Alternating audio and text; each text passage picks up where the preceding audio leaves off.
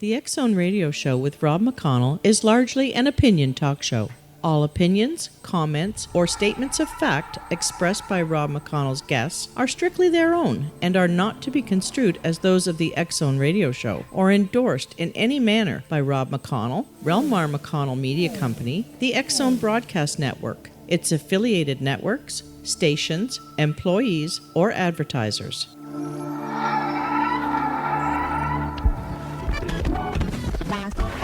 All Hit Radio.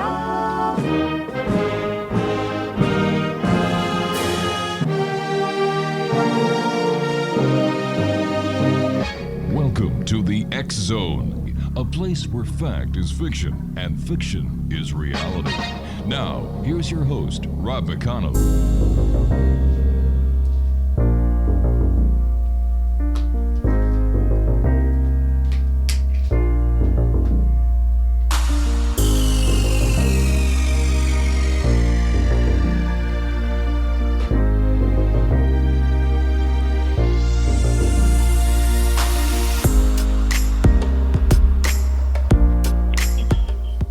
Good morning and welcome to another week of Here in the X Zone with yours truly, Rob McConnell. We're coming to you worldwide from our broadcast center and studios in Ontario. That is in Niagara, Ontario, Canada. And if you'd like to send me an email, the same email address that we've had for 30 years, xzone at xzoneradiotv.com, on all social media sites, Xzone Radio TV. And we're coming to you tonight, as we do each and every night on the X Zone Broadcast Network, Talkstar Radio Network, Mutual Broadcast Network, and on Simul TV. X Zone Nation, my guest tonight is a lady we've had on the show before, and she's a very interesting, and I must say, a very, very unique person. Charlotte King is her name, and she's best known for her accurate predictions of the major eruption of Washington's Mount St. Helens on May 18, 1980. Now, she was a mere 12 minutes off. This prediction threw her into the limelight and attracted the attention of scientists and journalists alike. Names like the Human Seismograph and Incredible Ear soon found their way into print, and soon she was seen on network and independent television shows everywhere.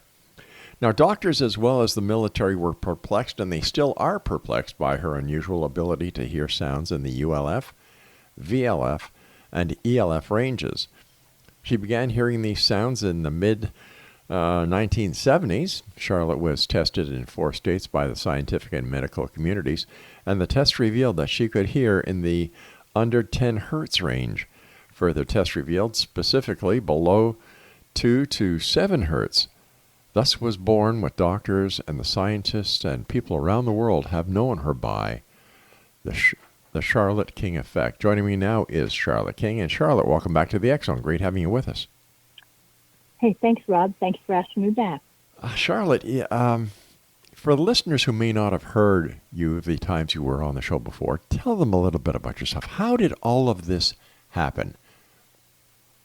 Well, Rob, I was just basically sitting reading a book in an afternoon in May back in 1976, and I began hearing a sound that I couldn't identify. Sounded like a foghorn. And although we lived less than a mile and a half from the river, first of all, I knew we didn't have foghorn issues on the river. Secondly, in May, it was a beautiful, clear day. Right. And from that point on, that sound has never left. I hear a series of 13 different combinations of foghorns 24 hours a day, 7 days a week. Now, Charlotte, prior to hearing the foghorns, did you have a fall? Were you in an accident? Did you hit your head? Was there a major illness that you went through? No, there wasn't, Rob. All I can tell you about that is that back when I was probably 2 years old or so, my aunt used to tell me that I would hold a toy or something, and all of a sudden I would just stand stock still and turn my head like I could hear something that they couldn't hear. And I would scream and cover my ears if I heard the freight train going through town, if I heard the vacuum, or if I heard water going down the drain. Again, anything of the low-frequency sound. Now, you've been tested by scientists and doctors, and what is their explanation? Well, they really don't have one. When they put me in hyperbaric decompression chambers in Seattle, they were quite amazed at my hearing because I could hear the questions that they were asking me outside of the 1/4 inch thick steel walls, even before they asked me the question. I could hear them because there was a tender in the chamber with me, and he had earphones on, and I could hear them through his earphones without actually, through his earphones, and I was sitting across from him. And then also when they put me in the anechoic chambers at Sacramento State University, this is a room considered without echoes. It's got like triple egg crate carton type environment on the inside, and you're on suspended cables. And theoretically, if you turn the lights out and make noise, you don't know where it's coming from. And the noise was so loud in there to me because it was acting as a high bypass filter, blocking out all the higher frequency, and all I was getting was low frequency at a much amplified level. And I kept hearing it clicking on and off, and we couldn't figure out what it was. And I said, well, it sounds like a relay switch. And then 2 days later, they found a relay switch that was doing exactly that at a building 2 buildings away on a furnace. Wow. So, to the best of your knowledge, are you the only person in the world that has this hearing frequency gift? Rob, I don't think so. I think there are hundreds of thousands of people out there that hear what I'm hearing or variations of that sound. As intense or as deep a frequency as I can hear, I don't know. Maybe, maybe not. But I think when the people hear sounds and they say, well, I hear it, but I hear, like a higher frequency. Right. I think they're hearing exactly what I'm hearing, but they're hearing a harmonic of that same sound. So if I'm hearing 12 hertz, they're hearing 24 or 48 or 84 or whatever. And so it's basically the same, but they're hearing it in their particular ability within their own hearing apparatus in their ears.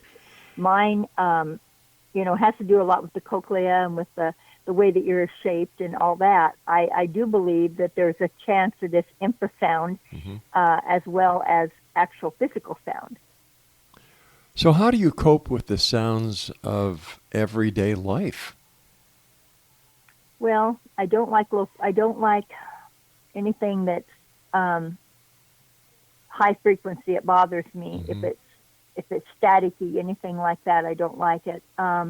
As far as sleeping and things of that nature, I have the TV or radio on continually, 24 hours a day. It never goes off. So it's kind of giving you just some background music, right, like white noise would be. And if these cars go by with these subwoofers in them and stuff, it literally makes me want to scream. I don't do well with low frequency at all. Oh my gosh! Now, when you travel, do you travel on by plane? And if so, how does the roar of the engine of many frequencies affect you? Well, that's kind of funny, Rob. I travel 99%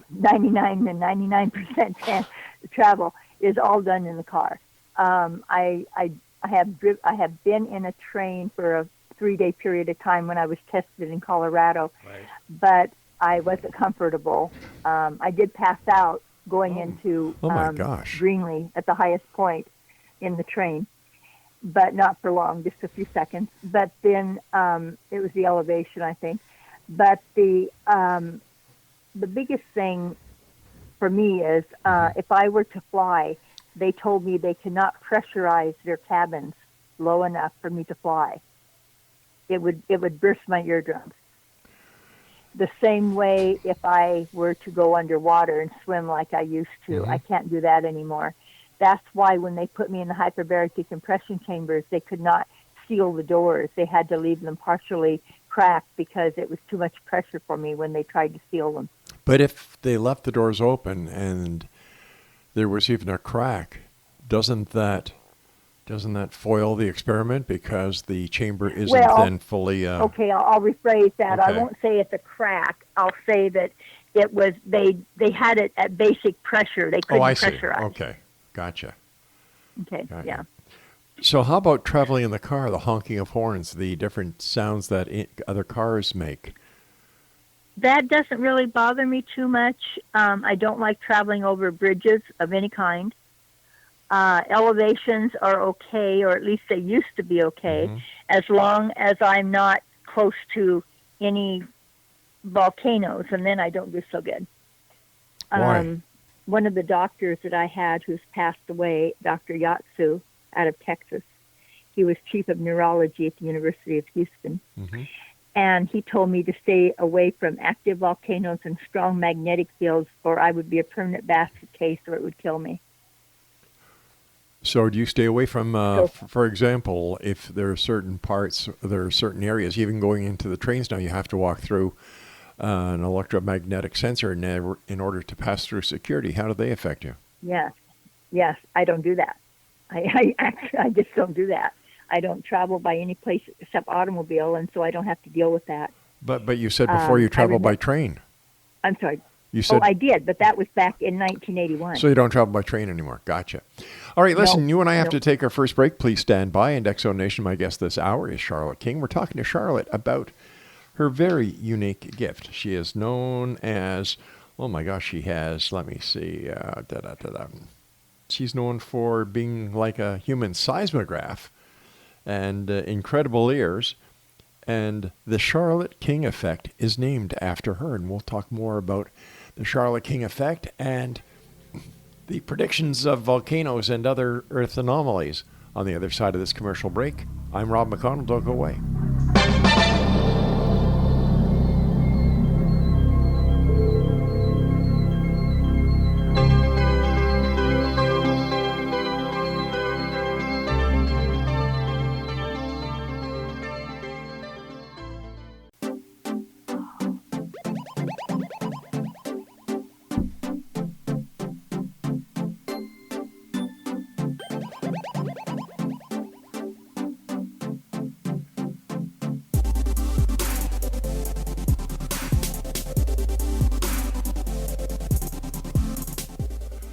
Explanation, Charlotte King is my special guest, and if you'd like to find out more about Charlotte, visit her blog spot at thecharlottekingeffect.com. How many Earth anomalies do you feel or hear on any given day? Well, I hear, that's kind of hard to say, but basically I can hear everything that's happening. If it's probably over a 3, I'll be more likely to pick it up. But based on the particular sound signature I'm picking up on, coupled with the physical symptom I'm feeling, I can probably pick up 5, 6, 7, 8, 15 in a day easily. But it depends. Like I said, if something all of a sudden goes active, I'm going to pick it up immediately. So it's kind of a changeable thing. But I would say 15 minimum a day. And so would you hear these in real time? For example, if you hear something now, is it happening right now? Depending upon if it's a volcano or an earthquake, if there's a change in sound and no specific symptoms are accompanying it, it's probably 2 to 3 or 4 days out. If it all of a sudden has a sound change and I'm getting a really intense symptom with it, it's pretty fast, usually 1 to 3 days or less. Okay, so let me understand this. Not everything is in real time. So No, there are some things that are in real time, though. Okay, so how is it that you're able to predict something that has happened? If it's not in real time, then it's not happening at that moment.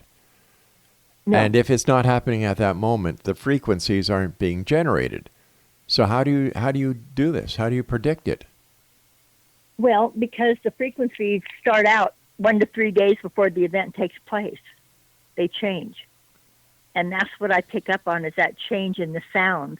And I start monitoring that particular area on the internet as far as earthquakes and things to see what's happening.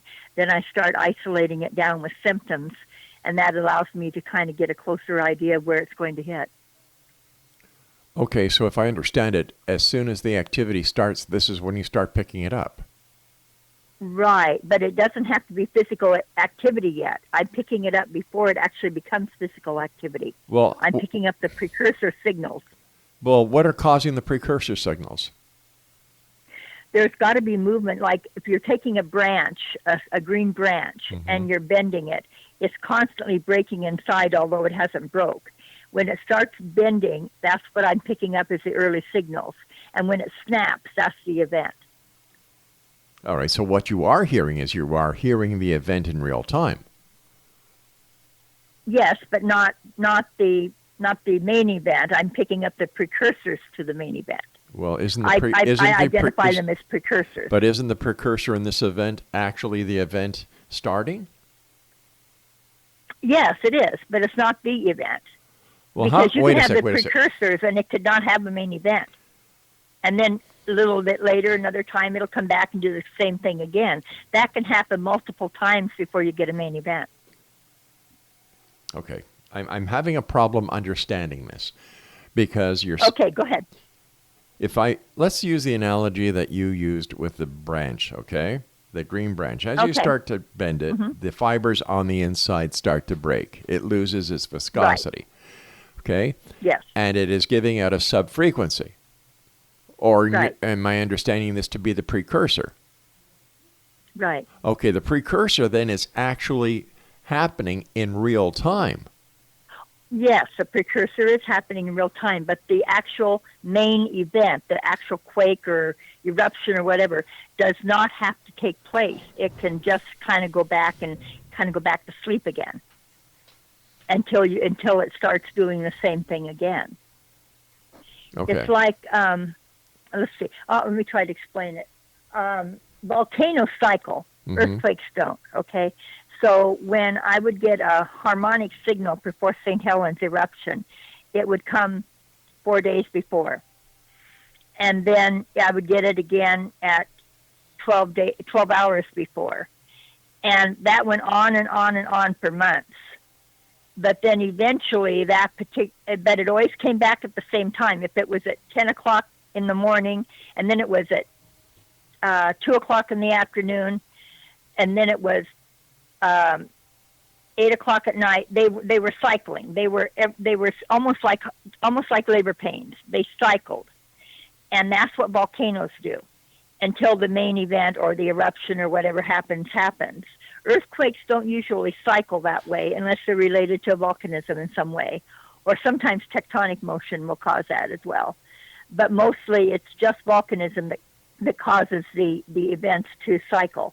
But earthquakes themselves, like, for instance, the activity that's happening in Turkey right now, for instance, they're having a lot of activity there.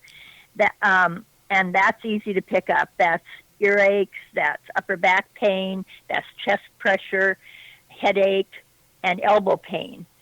And that's cycling, but not the same way, because it's not coming at specific times. It's just every time there's an earthquake, that's coming up. It shows up. Not the little ones. We're talking 5 and bigger. Those are the ones that show up. So we're not talking about you just hearing these events. You're also feeling them. Oh, absolutely. Yeah, the feeling started in June of 1979. Almost 3 years after the symptoms started. Any idea what triggered them? Nope. Have no clue. I just know that everything started hurting. And I couldn't figure out what it was, and I went to doctors and had a lot of tests, had my heart checked, had my ears checked. They could find absolutely nothing wrong. All right. So how many of these events have you been dead on? Oh, golly, dead on? Dead on. Probably hundreds. As far as knowing there was going to be one that takes place over a 7, I haven't missed one since 1989. I can always tell when they're going to happen. On those particular ones, I can't always tell where they're going to happen because I don't know the frequencies or the symbol or the signature for every place all over the world. I haven't learned that because I haven't experienced it. I have to experience it to be able to remember it. once I feel it or experience it, then I can remember it. But I don't know everywhere. So I can tell, yes, there's going to be a quake. It's going to be within 7 days. It's going to be a 7 or greater. But you don't know where it's going to happen. Not all the time. Sometimes if those particular areas have had a lot of quake activity and I'm already picking up symptoms or things for that area, then I'll know. But, like when the Japan quake hit or when the Indonesia quake hit or the Chile quake hit, those were really simple. But not all of them are so simple like that. There's a lot of them I don't know. I wish I did, but I don't. So what do you do with the information once you receive it? Well, it depends on where it's at and how many people I feel will be affected, or if it's going to be an area where it won't affect too many people. For a while, I was sharing the information with a couple of scientists in Alaska, and that worked out pretty well. But then that changed when they retired. So there's a geologist in Wyoming that I forward all my predictions to him, and he's keeping track of them.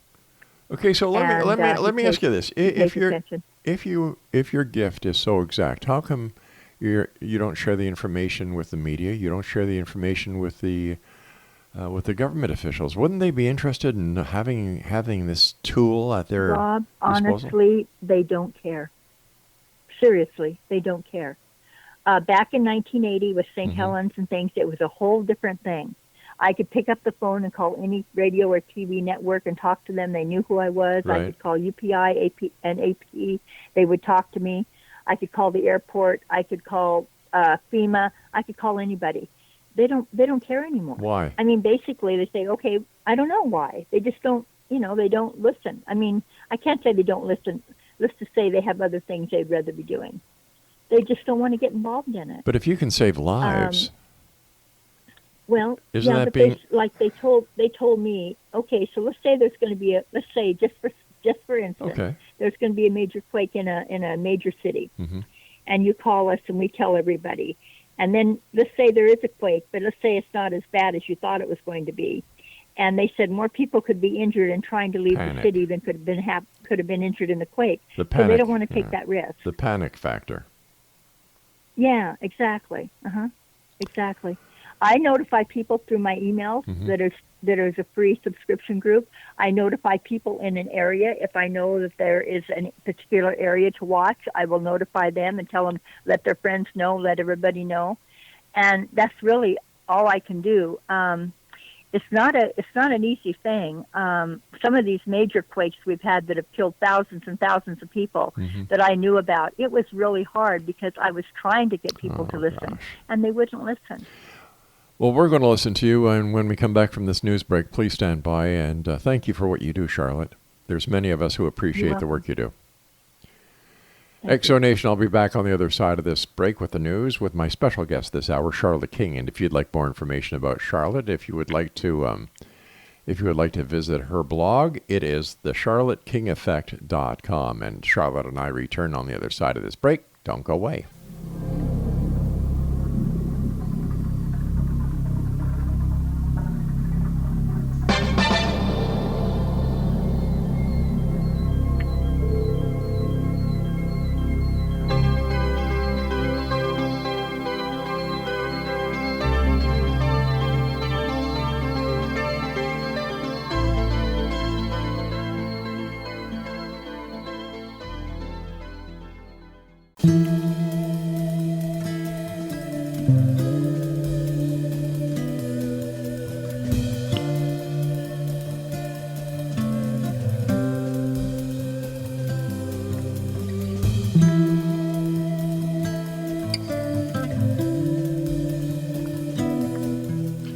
Charlotte King is my guest this hour.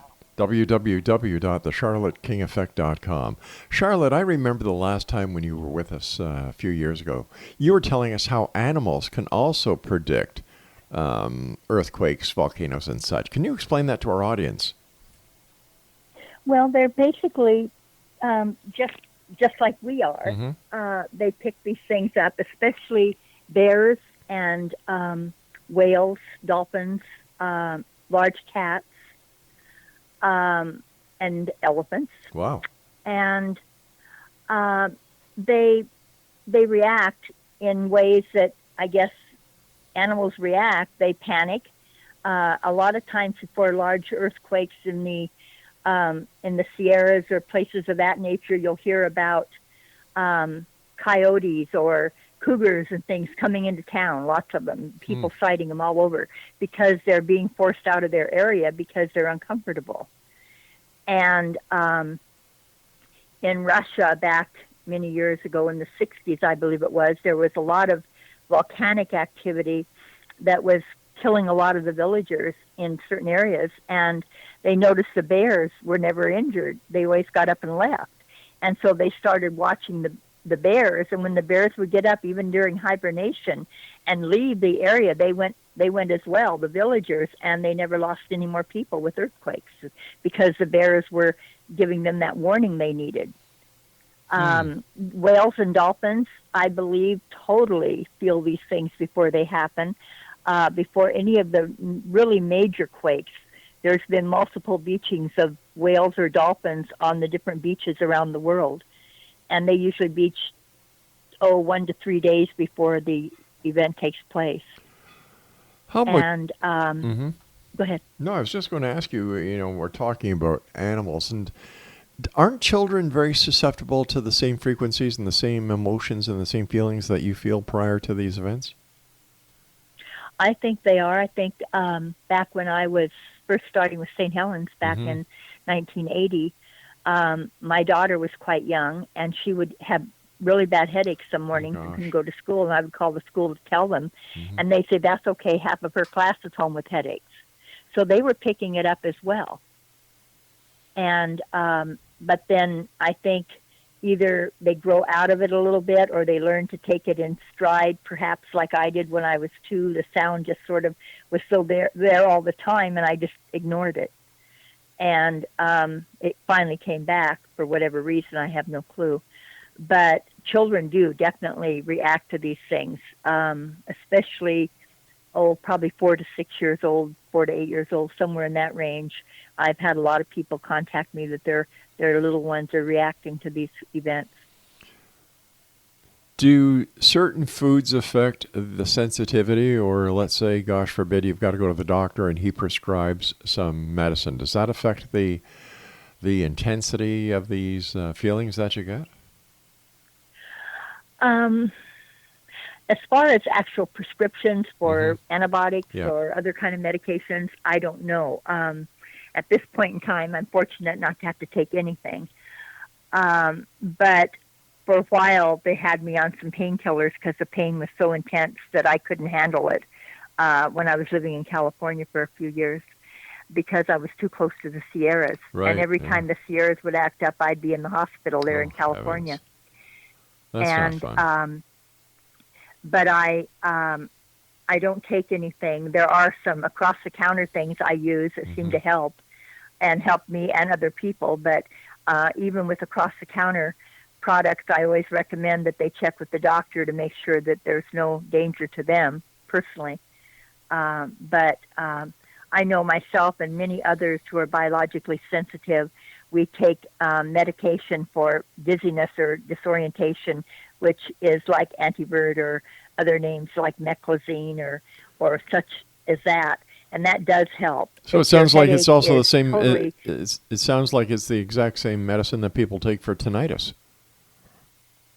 Well, it could be. I don't know. I've never looked into that. I just know that when I take it, I can balance myself better. My brain is working better. Right. My ears are working better, and I can cope better on a daily basis. But that's only taken when there's volcanic activity going on or when chili is stirring. Then I have to take that particular across-the-counter supplement.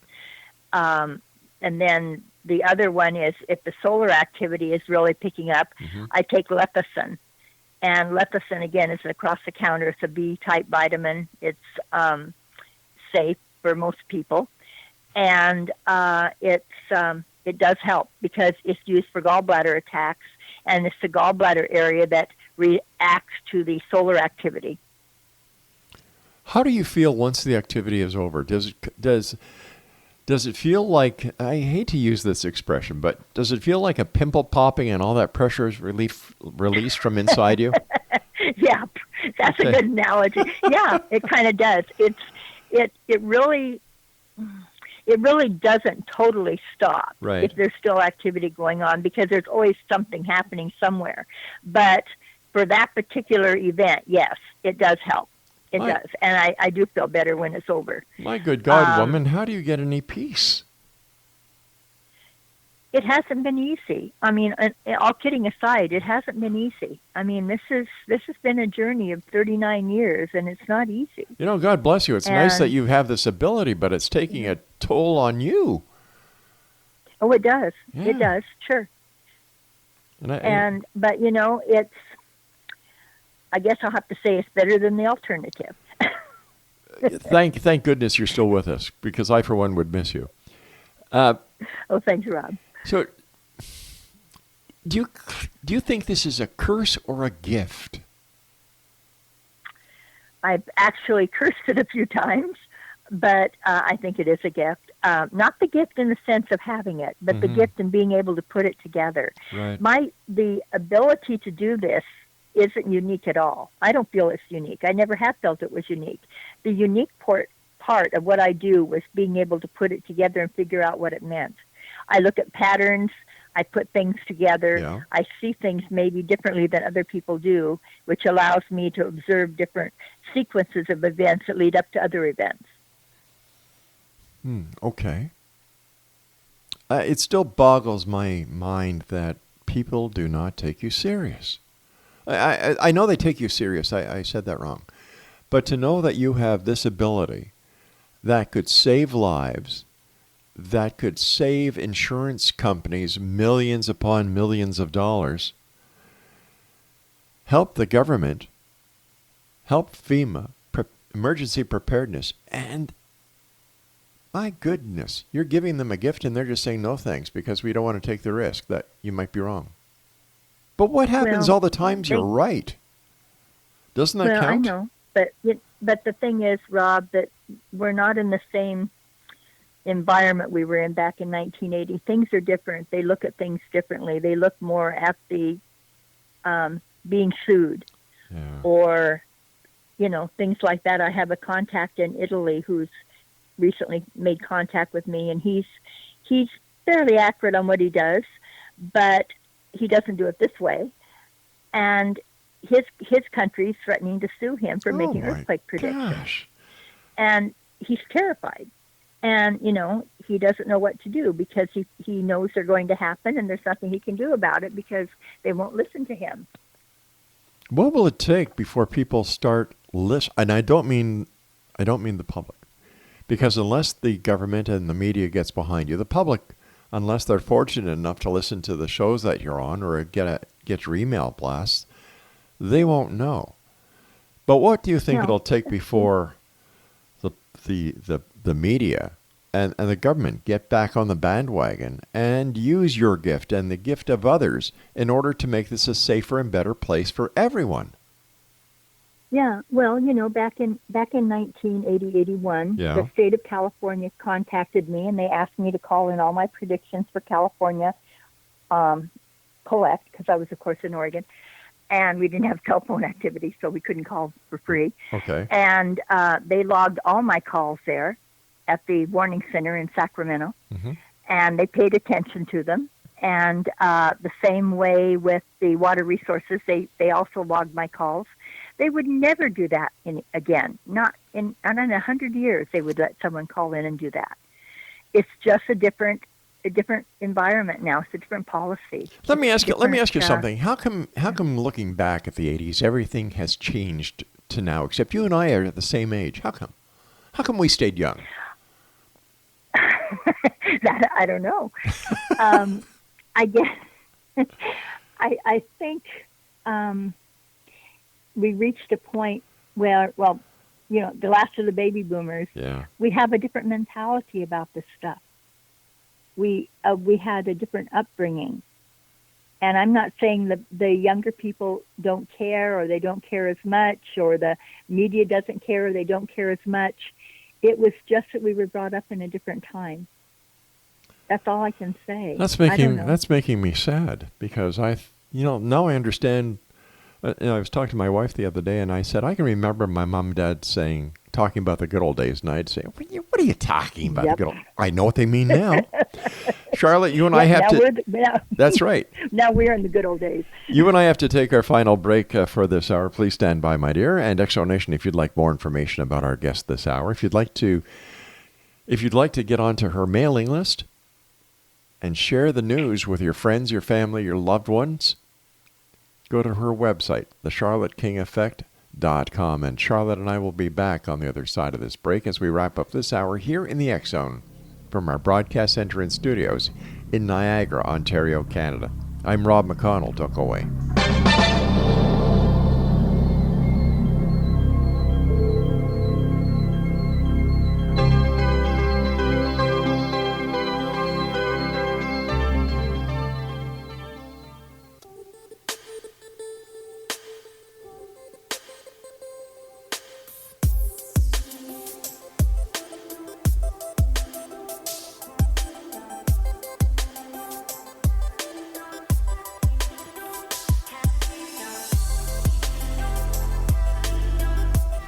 Welcome back to the X Zone. Before I get back to my guest this hour, Charlotte King, I was just passed a note by our news department.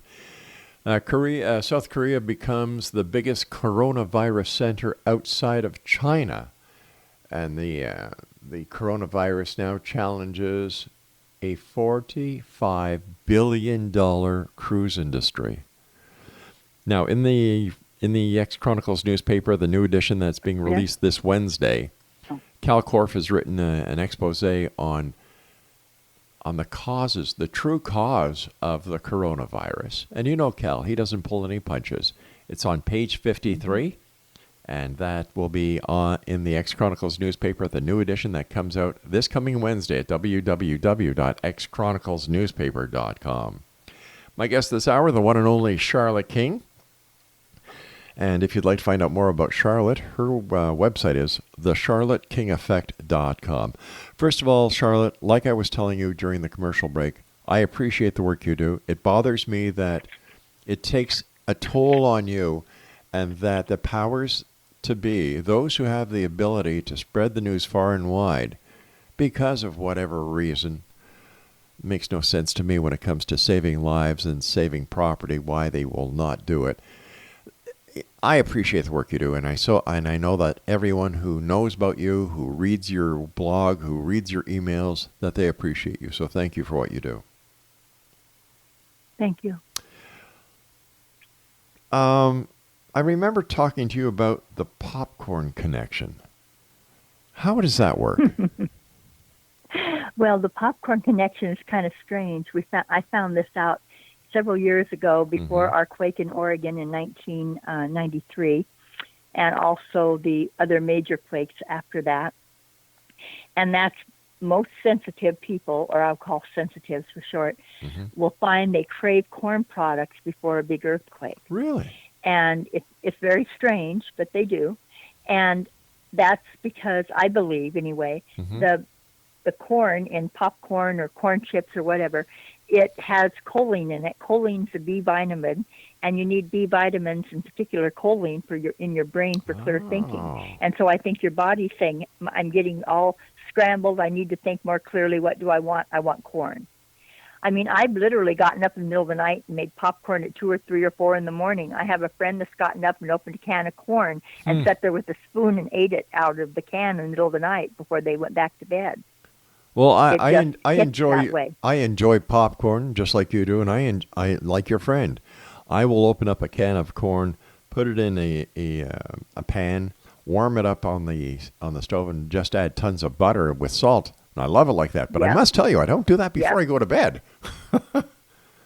Yeah, well, we do this in the middle of the night. My usually. Goodness. And another thing that we have found is that people crave high carbs and high sweets before a big earthquake.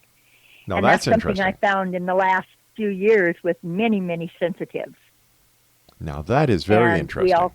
We all crave that. So Is there any reason that you know or that you've learned that could account for the cravings? No, the popcorn, as I said, I think that's part of what the body requires for certain ways that the body reacts to things. The carbs and the sugar, not sure, unless our body needs that hit of energy, and it knows it needs that energy. It's going to need that for fight or flight, and it wants the sugar or the carbs. That's the only thing I can figure out. You see, what another thing I love about you is you don't second guess yourself. If you feel that you need to have the corn or whatever, you do it. So many people that I know, and I'm one of them, and I'll be honest with you, I'm one of them, would doubt, well, do I really want to eat it? Is it going to make a difference? Should I eat before I go to bed? Are we second guessing ourselves as humans too much? I think so. Yeah, I think so to some degree. I'll get up sometimes at 7 in the morning when I get up in the morning and get my husband's medications and all that stuff together. And I'll have his breakfast for him. And the next thing I know, I'm over there making popcorn because I want popcorn for breakfast. That's all I want. Son of a gun. How's your husband? I know, okay, something's up. How's your husband doing, by the way? Oh, he's all right. He's still, he's still hanging in there and he's doing okay. He's had a heart attack this last year. Oh, so God bless him. We're kind of, watching that. But other than that, he's doing well. How does he does pick up some of these symptoms. I was just going to ask you if he, through osmosis or whatever, your lifestyle, he's also picking up these feelings? He does. The thing that gets me the most intrigued is the fact that all of a sudden now the clear blue, instead of his normal snack in the afternoon, he'll say, I want popcorn today. And I'll say, okay. So then I know that he's picking it up as well. How can people tune themselves into what you're doing? Well, I think you just have to be aware of what your body's telling you and pay attention to it, mostly.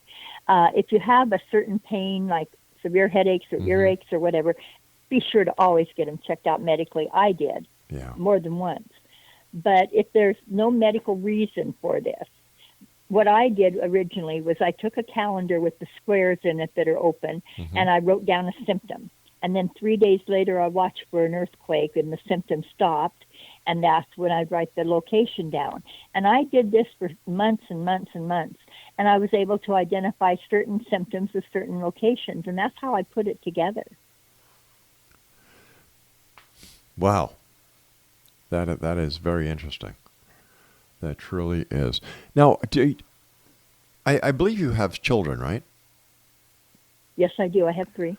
Do they also have your gift or your curse, however we want to call it? Your ability? One of them did one time that I'm aware of, and my daughter, when she was young, definitely she did. But she's pretty much either taken it into her, internally and doesn't react to it, or she just ignores it. I don't know which. But not. I have no issue with the children at this point, as far as any of them having any symptoms. Do you have the ability to turn your gift on and off? No, I wish I did, but I do not. They have found nothing on this planet that can block the low frequency signals that I am picking up on. Isn't anything. How does the microwaves that are used for cell telephones affect you now, and especially now with the new 5G that's coming out? 5G? Yeah. Oh, no. Don't get me started. Microwaves per se, no, not too much trouble. The 5G, that's a whole nother ballgame. We have 3 towers within 2 miles of us. Right. And they're all broadcasting 5G now because of that particular carrier we are on. And I can be driving by there, and all of a sudden I'll get a real sharp pain in my head, and my phone will turn off. That's no So fun. I know it's affecting myself, and it's affecting other things. And there's a lot of, the jury's not in on it by any means, but I think it's very, very dangerous for animals and insects, fish, anything that migrates.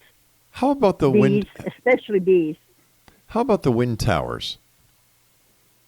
I can hear the change in the wind, Right. and that affects my hearing, probably like it reacts to me like being on the beach. if I'm on the beach and I get cold air in my ears, I'll lose my sense of balance within 5 minutes. I can't walk straight at all. I just stumble all over the place. I can't take a change in my pressure in my ears. Does the barometric pressure also affect you?